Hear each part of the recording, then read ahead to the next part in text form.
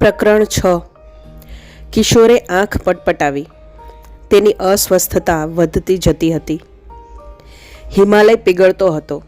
Everest નાનું થતું જતું હતું. ના ના ના, તે અકબંધ રહેવો જોઈએ. પણ તે સ્વૈચ્છિક પીગળે તો કેમ અટકાવવો? પણ તો પર્વતારોહકોનું શું? તેને ચાહનારાઓનું શું? તેઓ લાચારીથી જોઈ રહેશે. કિશોરનું ગળું સૂકાતું હતું. તેણે ડાયરીને ટેબલ પર મૂકી, ઊભા થઈ પાણી પીધું અને ગળું ભીંજવ્યું. બારી બહાર જોયું. સામે સુનકાર હતો. શોલેના અભિનેતાઓના ચિત્રો પણ અંધકારમાં ગરક થઈ ગયા હતા. રસ્તા પર માત્ર દીવા સળગતા હતા. વાતાવરણમાં સન્નાટો હતો કે કિશોરને લાગતો હતો. તેણે કાંડા ઘડિયાળમાં જોયું તો 1:30 થવાની તૈયારી હતી. સવારે વાંચીશ, તેને વિચાર આવ્યો. પણ તેની આંખમાંથી ઊંઘે વિદાય લીધી હતી. મન નિરાશામાં અને જિજ્ઞાસામાં ડોલતું હતું. તે ફરી બેઠો, ડાયરી હાથમાં લીધી. અટક્યો હતો ત્યાંથી વાંચવાનું શરૂ કર્યું. તેના ચિત્તમાં એક અજાણ્યો ભય દાખલ થઈ ગયો હતો. છતાં વાંચવાનું શરૂ તો કર્યું. પિતાજીની લાગવગથી હું છેવટે ડી.એન. મિશ્રા હાઈસ્કૂલમાં દાખલ થયો. શહેરની પ્રતિષ્ઠિત હાઈસ્કૂલ હતી. શહેરના ક્રીમ ગણાતા વિદ્યાર્થીઓ તેમાં ભણવા માટે પડાપડી કરતા હતા. શાળાનો સ્ટાફ પણ નિષ્ણાત ગણાતો હતો. પ્રિન્સિપલ ઓઝા પણ સ્વસ્થ, ઠરેલ અને વિદ્વાન હતા. સંસ્કૃતના તે અજોડ વિદ્વાન હતા. આવા વિદ્વત વાતાવરણ વચ્ચે મને જગ્યા મળી. પણ મારી પરિસ્થિતિ શી હતી? મને આ વ્યવસાય ગમતો હતો. મારી તો મહત્વાકાંક્ષા હતી કે મને કોઈ સારી ગણાતી ઔદ્યોગિક કંપનીમાં ઉચ્ચ જગ્યા મળશે, અથવા કોઈ વૈજ્ઞાનિક પ્રયોગશાળામાં જગ્યા મળશે, કે છેવટે કોઈ બેંકમાં નોકરી મળશે. મારું કંઈ સ્ટેટસ હશે, મને સારો પગાર મળશે, સમાજમાં મારું કંઈ માન હશે, મારો અહમ ફૂલાય તેવી જગ્યા હશે. મને માસ્તર થવાનો કદી વિચાર પણ આવ્યો ન હતો, સ્વપ્નમાં પણ. હું તો આકાશમાંથી જમીન પર પછડાયો હતો. પણ હું લાચાર હતો. વાસ્તવ મારી સામે દાંડિયા કરતું હતું. મારું પરિણામ સામાન્ય હતું, BSc સેકન્ડ ક્લાસ. વળી માતાનો પડકાર પણ સામે હતો. કોલેજમાં MSc કરવાની ઈચ્છા ન હતી. એવરેજ હોવાથી તથા પ્રોફેસર રાઠોડ જ મારા મુખ્ય પ્રાધ્યાપક થાય તેથી. તે તો ઉદાર હતા, પણ મને તેમનો અજ્ઞાત ભય હતો. હવે વધારે તેમની સામે ખુલ્લા પડવાની મારી તૈયારી ન હતી. તેથી લાચારીએ આ નોકરી ચૂપચાપ સ્વીકારી લીધી. પિતાજીને પણ આ માસ્તરગીરી પસંદ ન હતી, પણ તેમણે કંઈ અભિપ્રાય ન આપ્યો. માત્ર એટલું બોલ્યા, જો કિરણ, બહુ પ્રયત્ને આ નોકરી મળી છે. આ છેલ્લી તક છે, સ્વીકારી લે. પણ મારી વાત હજી પણ યાદ રાખી શકે છે. મહત્વાકાંક્ષા રાખજે. ધારીશ તો અહીં પણ આગળ વધી શકીશ. આ ક્ષેત્રમાં પણ ઉત્તમ તકો છે. હજારો વિદ્યાર્થીઓ તારી પાસેથી પસાર થશે. તારી મહત્વાકાંક્ષાનો પ્રભાવ તું તેમના પર પાડી શકીશ. જ્ઞાન પણ ફેલાવી શકીશ. કદાચ પૈસો એકઠો નહીં થઈ શકે, પણ સુવાસ ફેલાવી શકીશ. આધાર તારા પર છે. માં મૂંગી રહી હતી. કીર્તિદાએ અભિનંદન આપ્યા હતા. ઘરમાં તાત્કાલિક શાંતિ છવાઈ ગઈ હતી. વાતાવરણ પણ સ્વસ્થ થઈ ગયું. મેં નોકરી સ્વીકારી લીધી. શાળામાં દાખલ થયો. શાળાનું વાતાવરણ એવું સરસ હતું કે તેમાં પ્રવેશનાર પર તે છવાઈ જ જાય. શિક્ષક રૂમ ચર્ચાઓથી ગાજતો હોય. ઉત્તમ શૈક્ષણિક ચર્ચાઓ સતત થતી હતી. પ્રિન્સિપલ પાસે બેસો તો તે પણ વિદ્વતાથી ધબકતા હોય. લાઇબ્રેરીમાં જાઓ તો વિદ્યાર્થીઓ શાંતિથી વાંચતા હોય. પ્રયોગશાળામાં પ્રયોગ દ્વારા સતત જિજ્ઞાસા સંતોષાતી હોય. મેદાનમાં શિસ્તબદ્ધ રીતે દાવો થતા હોય, યા રમતો રમાતી હોય. ટૂંકમાં વાતાવરણ સતત ધમધમતું જ હોય. તેમાં હું દાખલ થયો. હું તટસ્થ હતો. મારી પાસે કોઈ આગવા વિચારો ન હતા. મારે તો બીજે ક્યાંય નોકરી મળે ત્યાં સુધી અહીં સમય કાઢવાનો હતો. મહત્વાકાંક્ષાની પૂર્તિમાં શાળા એક ફ્લેગ સ્ટેશન હતી. મારી ગાડી તો આગળ દોડવાની હતી. પણ મારે કબૂલ કરવું જોઈએ કે તેના વાતાવરણથી હું પણ તરત પ્રભાવિત થઈ ગયો. જીવંત વાતાવરણ મને પણ સ્પર્શી ગયું.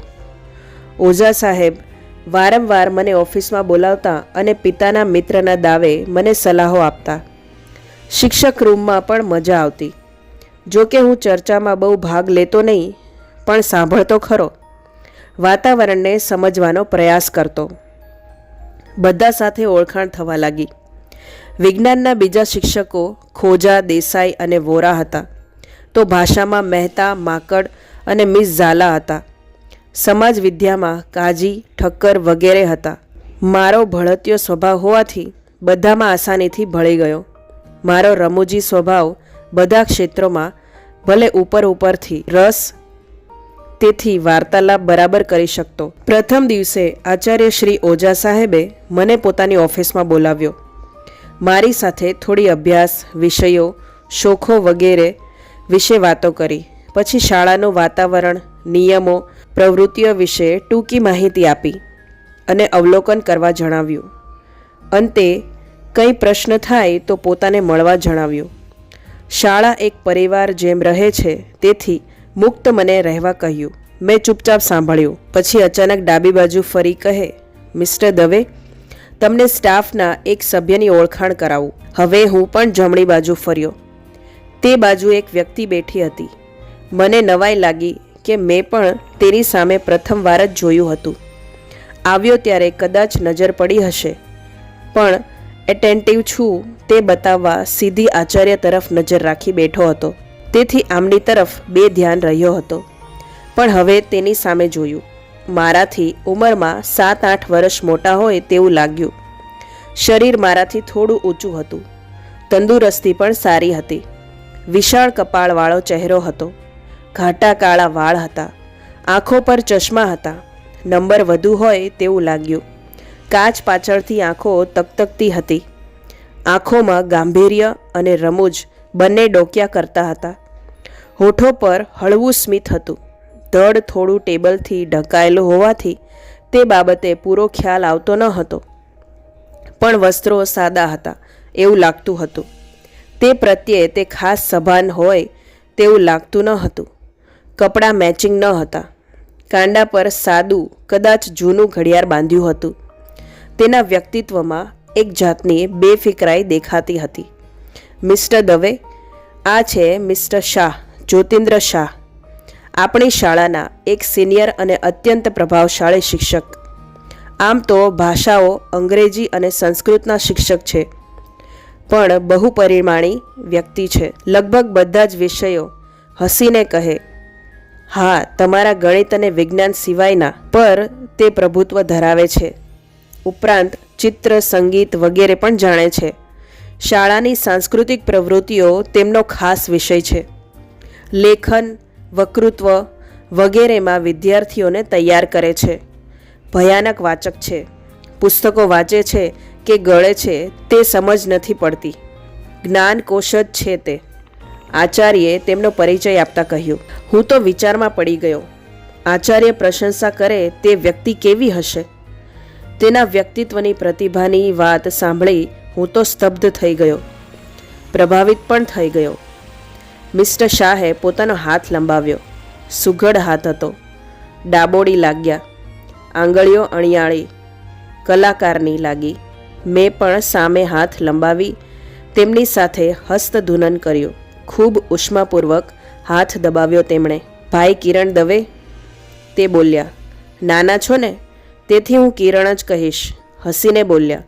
અલબત્ત, જાહેરમાં તો દવે સાહેબ જ રહેશો તમે, પણ અંગત એક વચનમાં બોલાવું તો વાંધો નહીં લ્યો ને? હું તો હજી સ્તબ્ધ હતો. તરત બોલ્યો, ના ના શાહ સાહેબ, તમે તો સિનિયર છો, ગમે તે રીતે બોલાવી શકશો. It will be my privilege. આભાર, શાહે કહ્યું. પછી હાથ પાછો ખેંચી લીધો. દવે, ઓઝા સાહેબ બોલ્યા, આ શાહ સિનિયર છે. તમે જ્યારે કંઈ મૂંઝાવ ત્યારે તેમને મળજો. તે સમસ્યા હલ કરી આપશે. ભલે તે નંબર 2 નથી, તે ડાભી છે, પણ અનઓફિશિયલી તે જ બધું સંભાળે છે. બરાબર ઉપયોગ કરજો તેનો, કહી હસી પડ્યા. શાહ પણ હસી પડ્યા. હું પણ અલબત્ત યંત્રવત. વેલકમ એની ટાઈમ, શાહ બોલ્યા. પછી આચાર્યે મને રજા આપી. હું બહાર ગયો. ધીમે ધીમે હું શાળાના વાતાવરણથી પરિચિત થતો ગયો. શાળા ખૂબ જીવંત હતી. અભ્યાસ અને પ્રવૃત્તિઓથી ધમધમતી હતી. ચારે બાજુ સ્પર્ધાનું વાતાવરણ હતું. મને પણ ત્યાં ગમવા લાગ્યું.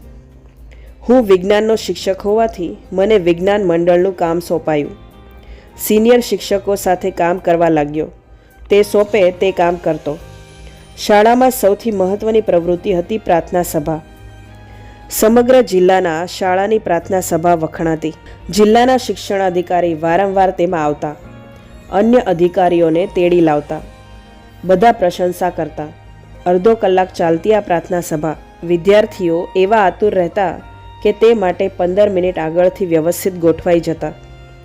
બરાબર 10:50 ટકોરે પૂર્ણ શાંતિ પથરાઈ જતી. પ્રાર્થના શરૂ થતી.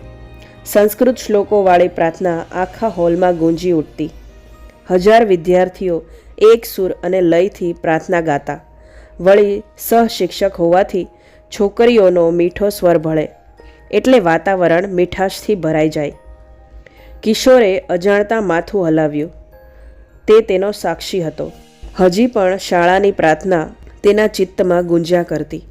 અજાણતા એક શ્લોક તે ગણગણી ગયો. પછી હસી પડ્યો અને ફરી ડાયરીમાં ધ્યાન પરોવ્યું. ખૂબ ધીમેથી પ્રાર્થના ગવાય અને છેલ્લે ઓમ શાંતિ શાંતિ શાંતિ બોલાય અને શાંતિ છવાઈ જાય. જાણે અવાજ ડૂબે. પછી 2 મિનિટ શાંતિ રખાતી. હોલમાં એક જીવંત મૌન છવાઈ જતું. તેમાં બેઠેલ દરેકે દરેક વ્યક્તિ તેમાં ડૂબકી મારતી અને બધા હૃદય ગદગદિત થઈ જતા. પછી ભજન ગવાતું, વાદ્યો સહિત, પદ્ધતિસર. ક્યારેક સમૂહમાં ગવાતું, એ જ મીઠાશથી. પછી વિવિધ પ્રવૃત્તિઓ યોજાતી. દિવસો વહેંચાઈ ગયેલા. વિષયવાર દરરોજ નવી પ્રવૃત્તિઓ થાય. નવા નવા વિદ્યાર્થીઓ આવે, સરસ રીતે કાર્યક્રમ આપે. તેનું વૈવિધ્ય ચકિત કરી નાખે. વિશ્વનો કોઈ પણ એવો વિષય નહીં હોય જેનો ઉલ્લેખ આ પ્રાર્થના સભામાં ન થાય. અરે, શહેરમાં આવતી કોઈ નવી પ્રસિદ્ધ ફિલ્મો વિશે પણ ચર્ચા થતી. ફિલ્મ કેમ જોવી તે વિશે માહિતી અપાતી. વિદ્યાર્થીઓને જાણે ફિલ્મ કેમ જોવી તેની નવી દ્રષ્ટિ મળતી. શિક્ષકોને પણ. ઉપરાંત બહારની વ્યક્તિઓ આવતી. તેમના પ્રવચનો પણ યોજાતા. વિદ્યાર્થીઓ પ્રશ્નોત્તરી પણ કરતા. આવનારી વ્યક્તિ તો સ્તબ્ધ થઈ જતી. પ્રાર્થના સભા પૂરી થાય ત્યારે બધાને એક અજ્ઞાત રોમાંચનો અનુભવ થતો. મને પણ પ્રાર્થના સભા બહુ ગમતી. આ પ્રાર્થના સભાનું સઘળું સંચાલન જ્યોતિન્દ્ર શાહના હાથમાં હતું. પ્રાર્થના ગવડાવે પણ તે. તેનો સ્વર એટલો મીઠો હતો કે બધાના હૃદય ઝણઝણી ઉઠતા. તે જે સંબોધન કરે તે બધા સાંભળી જ રહે. ખૂબ પ્રભાવશાળી અવાજ, આત્યંતિક શુદ્ધ ઉચ્ચાર, ખૂબ સંસ્કારી ભાષા, છતાં હળવી. પુષ્કળ માહિતી આપે. વિશ્વ સાહિત્યમાં ડોકિયું કરાવે. અનેક નવી પ્રવૃત્તિઓ આપે. તેનું વૈવિધ્ય બધાને ચકિત કરી નાખે. નવા નવા વિષયો પર તે જ્યારે માહિતી આપે ત્યારે હોલમાં શાંતિ છવાઈ જતી. અદ્ભુત. 1000 કાન તે સાંભળવા તલપાપડ રહેતા. કોઈ જરા પણ હિલચાલ ન કરતું, જેથી એક પણ શબ્દ સાંભળવો રહી ન જાય. શ્વાસ જાણે થંભી જતા બધાના. સમગ્ર શાળા જ્યોતિન્દ્ર શાહ પર મુગ્ધ હતી. વાંસળીવાળા પાછળ બાળકો હતા તેમ. હું પણ. મને નવાઈ લાગતી કે જ્યોતિન્દ્ર આટલો પ્રતિભાશાળી કેમ હતો. 1-2 વાર પૂછેલું, પણ તેણે હસીને વાત ટાળી નાખેલી. મુક્ત તાસમાં કે રિસેસમાં બધા શિક્ષકો બેઠા હોય ત્યારે પણ કેન્દ્રમાં તો જ્યોતિન્દ્ર રહેતો. તેમની વાતો, તેમની રમૂજો બધાને ખડખડાટ હસાવતી. ખુદ ઓઝા સાહેબ પણ રિસેસમાં શિક્ષક ખંડમાં બેસતા. જ્યોતિન્દ્ર જ્ઞાન અને ગમ્મતભરી વાતો કરતો, જાણે કે શાળા જ્યોતિન્દ્રની આસપાસ ફરતી. મારા માટે એ સમસ્યા થવાની હતી.